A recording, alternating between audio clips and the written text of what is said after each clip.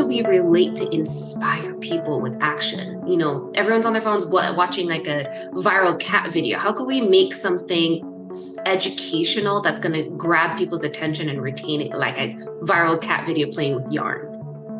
Welcome to Forward with NACCE, Inspiring Entrepreneurial Action, a podcast that shares the stories of everyday entrepreneurs, entrepreneurial leaders, and the communities that support us.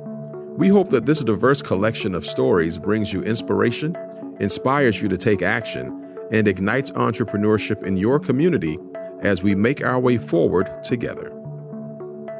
Welcome to this episode of Forward with NACCE. I'm Rebecca Corbin, CEO of NACCE, and I'm very happy to have a very special guest in our studio today. She is a leader who does amazing work on the philanthropic side, but she's an innovator and an entrepreneur. So it is my sincere pleasure to welcome Amanda Chin Yee to our studio. So how are you doing this morning? Thanks for having me, Becky. I'm doing well here on the West Coast and looking out at the sunny skies, clear skies. So excited about that and love everything about the West Coast and good weather. It is beautiful. I think the last time I saw you on the West Coast, there was this incredible rainbow. You were instrumental in a convening of philanthropists. And I remember we all stepped outside and it was the most vibrant rainbow I have ever seen. So I will always remember that. But I want to get into talking about you because you've got a really interesting background and you're doing really great work that our listeners would love to know about. So let's begin with you, Amanda. Share with us a little bit about your story. What were some of the influences that you experienced in your life that led you to doing the work you're doing today? Yeah, thank you for that, Becky. I think I've had an interesting experience growing up. So I was actually born and raised in Kingston, Jamaica, completed high school, and then I actually came to the States for the first time to complete college. So I did my bachelor's at Babson College and got introduced to entrepreneurship and them taking it a step further, more than just it being, starting and running a business, but this entrepreneurial thinking, entrepreneurial thought and action. And so really having that ingrained in me, that entrepreneurial spirit and being able to identify opportunities. I've always had a passion for giving back and just building community at large. I then started out my career in nonprofit and impact within the higher education space. And so I worked at George Washington School of Business, understanding cutting edge research and innovations, but the importance of student support and student scholarship. And what does that mean? Helping the whole person succeed and thrive. And then I took it over to Berkeley, and then I went to United Way. And so I have this plethora of experience being in student education support. And then what does that mean for community and real world economic life and how to make communities thrive economically, and policy. What role does policy play in all of that? And, living in this democratic society, and what does that mean? And so coming over to the Singleton Foundation, I felt like all my worlds were being collided. The Singleton Foundation being focused on financial literacy and entrepreneurship. Yeah, and we're going to get into that. I want to unpack a few things that just really piqued my interest, and I know that they'll pique the interest of people that are listening around the world. You mentioned Babson College, which is in Massachusetts. So for those who may not be aware, their signature program is entrepreneurship. So I think, with your experience living globally and having really that rich experience of learning by doing, there's a connection to NACCE that you may or may not be aware of, but the current president of Babson College, who's also been a guest on our program, Stephen Spinelli, was one of the co-founders of NACCE, actually, in Massachusetts. He was also an entrepreneur who started Jiffy Lube as, I think, a college student. So it strikes me about the interconnection. And I think as people are listening to your story, they would wonder, okay, you went from Jamaica to Massachusetts, and then you got over to California, and you've done so many things there. A commonality that you and I share that I didn't even realize that we had is I started my career in the United Way system also, and that sense of community and connectivity. So that's just another thing that we have in common. But I want you to get into the Singleton Foundation because you're right. People that have known you and had the honor to work with you understand you are a convener and a collaborator and someone who looks for intersections. So first, give us a little bit of background about the Singleton Foundation, maybe the founders who have very interesting backstory. Yeah, sure thing. So Carrie and Will Singleton, they're super passionate about financial literacy and entrepreneurship, individually. And then when they combine that, they saw that the two go hand in hand for economic mobility. When they were founding the foundation, they gathered a bunch of experts. There's so many different nonprofits out there, philanthropy, doing different work. But what's missing? Like, what's the gap? And I think when they came across it, they're just like, also everyone's on their phones. How can we really make an impact and reach people and a mass amount of people? And so they were like, okay, we are going to center innovation to help solve and promote financial wellness and entrepreneurship. And with that, they came across the founding of 4 platforms. And the first one is Million Stories, where it's short form entertainment. They're like, okay, we need it for the future generations. Millennials, the most represented generation in the workforce, and then Gen Z and Alpha now coming up. But everyone's on their phones and everyone's attention. Now TikTok came about, everyone's attention span is just getting shorter and shorter. So how do we relate to inspire people with action? Everyone's on their phones watching like a viral cat video. How can we make something educational that's going to grab people's attention and retain it, like a viral cat video playing with yarn? And so that's when Million Stories came about, that it's like real life stories. And we hear it a lot from our different partners saying like, how amazing and high quality the video content is, how relatable it is. And especially like nonprofits with lower budget and under-resourced systems, they don't get as much content like this being produced. And so they're really latching onto it. We also we're direct on social to the community with over 200 million views and about 900,000 in our social community. And we know that it's working. We know that we're inspiring people with the growing community and with the comments that they're leaving. Like, I love when I read comments saying like, oh, this video was great. You guys are really doing some life-changing work. Like, we're just able to hear directly from the community, and we love that. That is wonderful. So if people want to view some of these, how would they do that? Yeah, so they could go to millionstories.com, or they could also go to Million Stories Media on YouTube. All of our shows are on YouTube as well. Right. And it seems like I know as a leader in this area, and I've met many of your colleagues as well, you all seem to do a really good job pivoting and moving kind of with the opportunity. And I think that is one of the things that I've been studying and paying attention to and trying to practice over many years, which is why entrepreneurial mindset and innovative action are so carefully linked. And I think for people, once you sort of get the bug to do these things, it just makes you want to continue to co-create. And I think, in terms of your platform and what you're trying to do in terms of connecting people, a lot of, the research and things that we're hearing about right now, there's this epidemic of disconnection and of loneliness. And sometimes, hearing a story might be that little spark or that inspiration. So do you have any examples that you'd like to share? Because I'm sure you've produced many of these and have a lot of contributors. Is there one story or so that sticks out in your mind that you may want to share? Absolutely. And actually, it's a series I want to share. It's called Faceplant.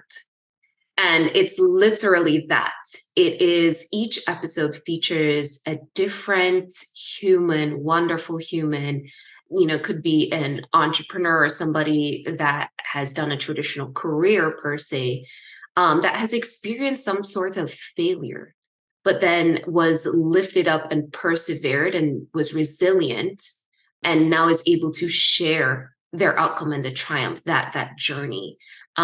We have multiple people on there on that series specifically. I want to probably highlight Glozell, who is from our first season. She was one of the original when YouTube has just come out, and when and especially as a Black woman and comedian in the space trying to come up, it was super hard for her to break into the entertainment industry. And then she came across YouTube. And then YouTube was emerging, algorithms were changing. She wasn't financed. So she was being an entrepreneur herself, right? Her brand, her taking over her own show, etc. But I think it also showed the importance of financial literacy because she wasn't managing her money well. And then the not having an emergency fund, being a single mom, and then also having not being able to anticipate what could happen next, which unfortunately YouTube algorithms had changed, which influenced her income and her revenue. And then how did she adapt? We were talking about pivot. How did she adapt and pivot now being older in the space, in the YouTube personality space and things of that nature? But she persevered, and she was talking about the importance of pivoting and adapting to the different space and brand partnerships and working with others and drawing on your community, and also being financially literate and understanding money and how your money, your cash flow, how it works, and the importance of emergency funds, etc. So that's probably like one of my favorite stories that I'd like to highlight. Yeah, and it really has the arc of kind of a hero's journey if you think about it, because the best stories, the ones we remember, are not you show up and everything goes perfectly. There's no overcoming obstacles and things like that. And I think it can be very empowering on the financial end, but also just on the life experience end, is being connected to your passion, and then trying to figure out how can you make a good living at it, and what does a good living mean to you. And one of my children is just getting ready to graduate from college here in a couple of weeks, and we were having that conversation, like, the job that you get depends on the lifestyle that you want to have, and those are choices that everyone has to make. But having tools and resources that people can actually do that is extremely empowering. So can you give us a little bit more color around what are these financial literacy resources? Like, what do they help people to do? Yes, sure thing.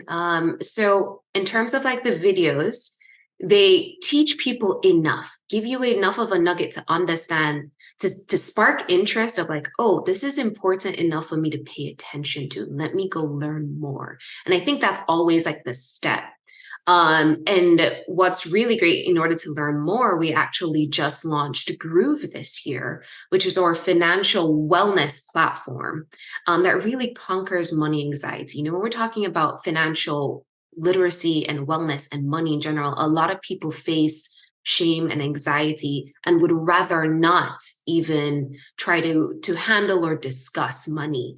And so Groove was built from a behavioral science background to really encourage and create small, healthy financial habits to make it accessible for anyone. And so it's at groovemoney.org. That's where people can go and find and integrate in terms of learning. But it also simplifies the process and brings in the fun content that we already know works. We have even more content because we have our own TikTok channel for Million Stories that has even more content and short form videos. And so all of that is embedded within Groove that people can track their progress accordingly and also have positive reinforcement. They get badges, they get recognition for you logged in 5 days in a row. You showed up. That's really important. And you should congratulate yourself because you're actually putting in the work. Yeah, it really plugs into kind of the Fitbit culture.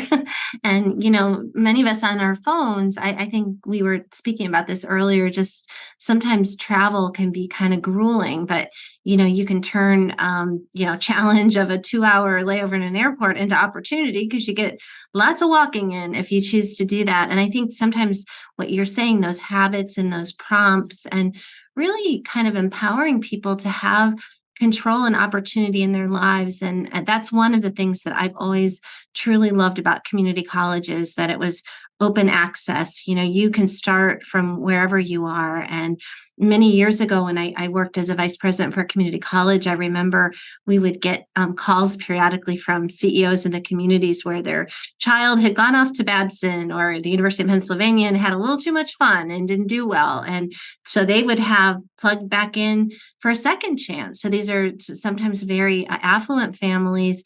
But the message I took away from that work is whether people were starting with almost nothing or they had great opportunity and they made some mistakes, there was always that chance to start again. And I think about life in general. It makes what you were talking about, these failures, or maybe their lemonade experiences or whatever we call them, understanding that it's part of the journey, I think makes life exciting. And maybe it is a disaster of the day or the year or the month, but you might get a really good story around that. And that makes life joyful. So I want to talk to you a little bit about 2024 because we are on the cusp of wrapping up 2023. And I know you all had some great successes. What are your aspirations? What are some of the things that you're looking to do professionally? Or are you thinking about maybe taking up some new hobbies or traveling to someplace interesting in 2024? Oh, fun. Hopefully I can personally pick up back my love of tennis and actually get out on the court. I'm also looking forward to being in a routine, hopefully, and finding a little bit more balance. Because I do a lot of travel and trying to get the word out with all our different, national partners. And my number one place I would like to go to next year is Japan. So hopefully I can make it out to Japan personally.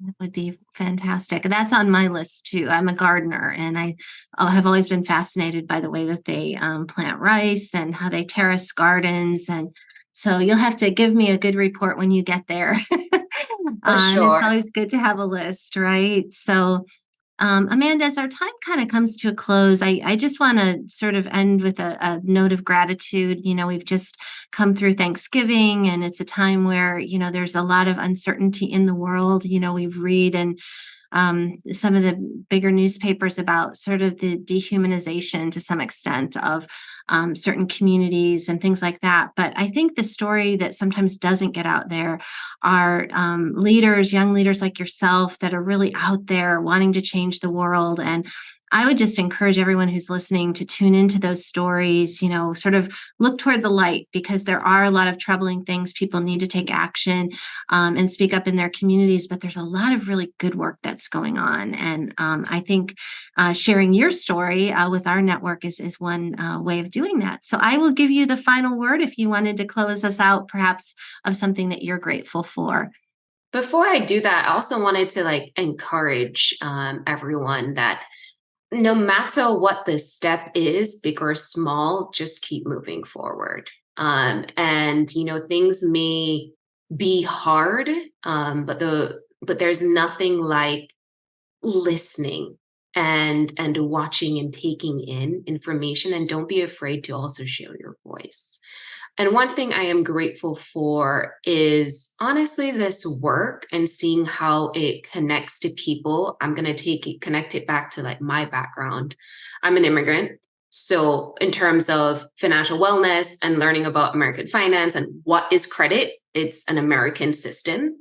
And I myself had to figure that out on my own. I did not have parents to fall back on. And I know that's the story for many people out there. And so, don't ask the questions, and it's okay if you don't know. And it may seem like a stupid question, what people say. Well, you're thinking to yourself, push that self-doubt away and ask the questions in order to like really change your life, especially as we're thinking about it's one thing to be financially well and competent and confident, but break that that wealth gap that's out there, especially for people of color, and just being able to break that racial wealth gap as well. So there's nothing like that's how we bring it back to entrepreneurship, because there's nothing like also being able to build up your own opportunities as well, to build your own wealth that could change the trajectory for your life and your families. That is a beautiful sentiment of giving and of hope. So I thank you very much, and we'll wish everybody a wonderful day and a very happy holiday season. And remember many of the words that Amanda shared with us. Never lose hope and keep moving. Keep taking that step forward. Thank you for joining us today. We hope that you will continue to explore the many ways to define entrepreneurship with NACCE as we celebrate opportunity, failing forward, and success, learning from one another along the way.